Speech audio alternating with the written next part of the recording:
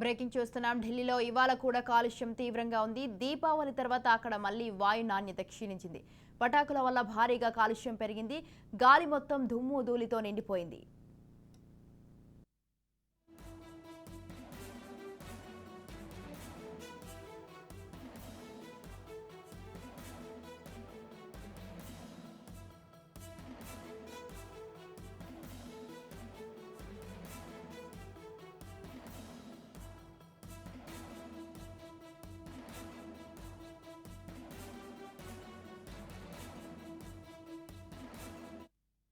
దేశ రాజధాని ఢిల్లీలో కాలుష్యం మళ్లీ తారాస్థాయికి చేరింది. గాలిలో ఇవాళ కాలుష్య తీవ్రత అధికంగా ఉంది.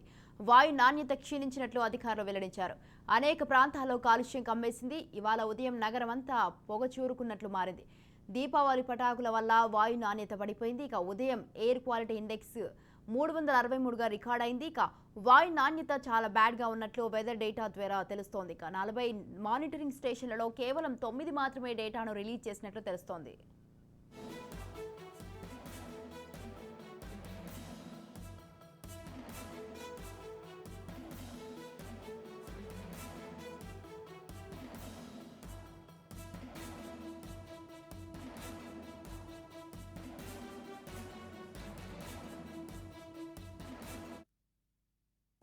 రెండు రోజుల క్రితం ఆకస్మిక వర్షం వల్ల కాలుష్యం తగ్గిన దీపావళి పటాకులతో మళ్లీ ఎయిర్ క్వాలిటీ ఇండెక్స్ పెరిగిపోయింది.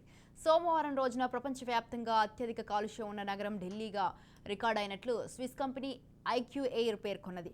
ఆ తర్వాత స్థానాల్లో పాక్లోని లాహోర్, కరాచీ ఉన్నాయి. ముంబై, కోల్కతాలు 5వ, 6వ స్థానాల్లో ఉన్నాయి.